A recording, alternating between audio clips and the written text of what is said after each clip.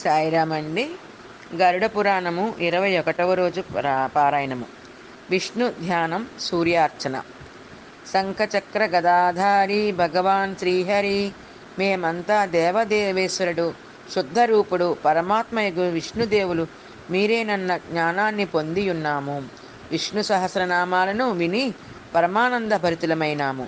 విష్ణు ధ్యాన వర్ణనను విని ధన్యులము కాగోరుచున్నాము అన్నాడు కాలకంఠుడు. చెప్పసాగాడు ఖగవాహనుడు. జ్ఞానరూపుడు, అనంతుడు, సర్వవ్యాపి, అజన్ముడు, అవ్యయుడు నగు హరియే సర్వ దుఃఖాలను హరిస్తాడు.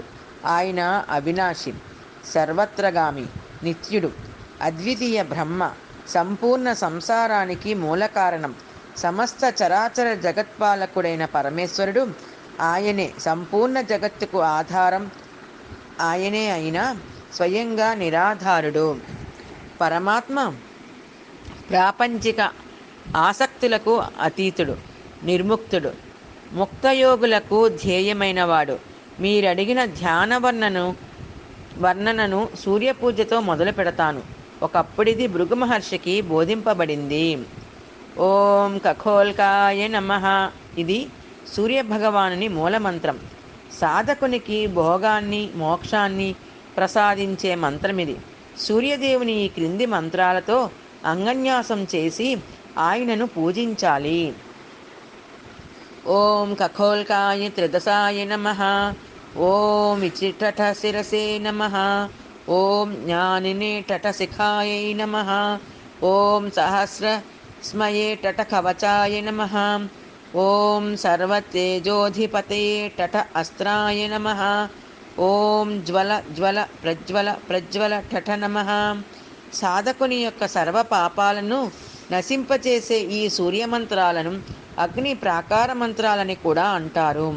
సూర్యుని ప్రసన్నం చేసుకోవడానికి సూర్యగాయత్రిని కూడా పఠించి పూజ చేయవచ్చును.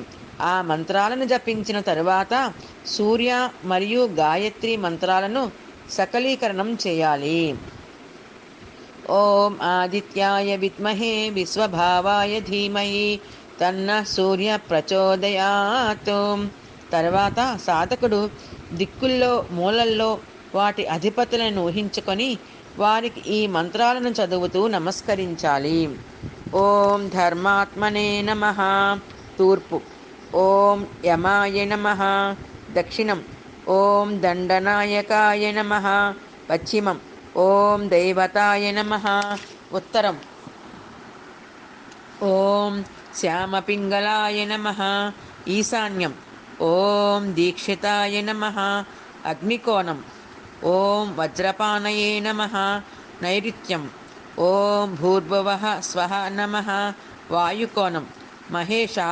ఆ తరువాత సాధకుడు చంద్రాది గ్రహాలను కూడా తూర్పు దిక్కుతో మొదలుపెట్టి క్రమంగా ఈశాన్యం దాకా తిరుగుతూ ఈ క్రింది మంత్రాలను చదువుతూ నమస్కార సహితంగా పూజించాలి.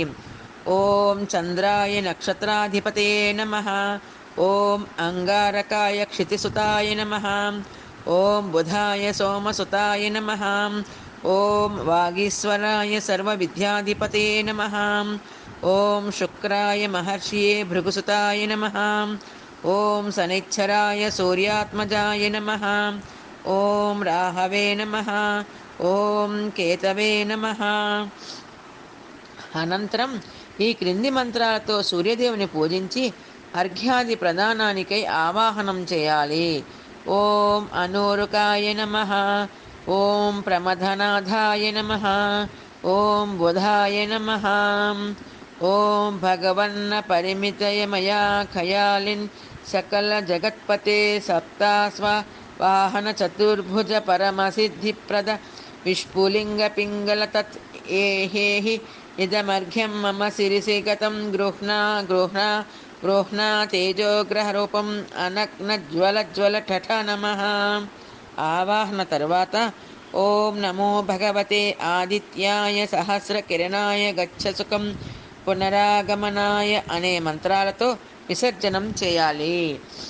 హరి ఇంకా ఇలా చెప్పాడు. రుద్రదేవ, సూర్యపూజన విధానాన్ని ఒకప్పుడు కుబేరునికి చెప్పాను. ఇప్పుడు మీకు వినిపిస్తున్నాను. సూర్యుని పూజించడానికి ముందు సాధకుడు ఏకాగ్రచిత్తుడై ఒక పవిత్ర స్థానంలో కర్ణికాయుక్తమైన అష్టదళ కమలాన్ని నిర్మించాలి. అప్పుడు సూర్యదేవుని ఆవాహనం చేయాలి. తరువాత భూమిపై నిర్మితమైన కమల దళాల మధ్యలో ఖగోల్క భగవానుడైన సూర్యయంత్రాన్ని ఆయన పరికరాలతో సహా స్థాపించి స్నానం చేయించాలి. ఆ తరువాత ఆగ్నేయంలో సాధకుని ఇష్టమైన హృదయాన్ని స్థాపించాలి. ఈశాన్యంలో శిరస్సుని, నైరుత్యంలో శిఖని విన్యాసం చేయాలి, అంటే పెట్టాలి.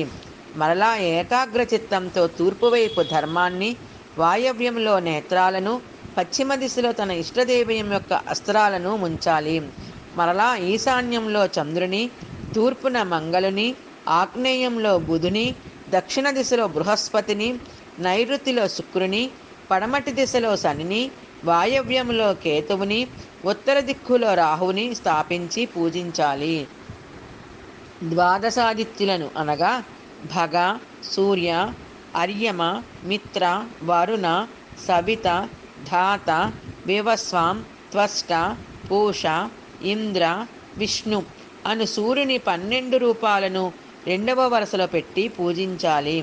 తరువాత పూర్వాది దిశలలోనున్న ఇంద్రాదులను అర్చించి జయ, విజయ, జయంతి, అపరాజిత అను శక్తులను, వాసుకి, శేషాది నాగులను కూడా పూజించాలి. ఇది సూర్య పూజా విధానం. సాయిరామండి. 21వ రోజు పారాయణం సంపూర్ణం.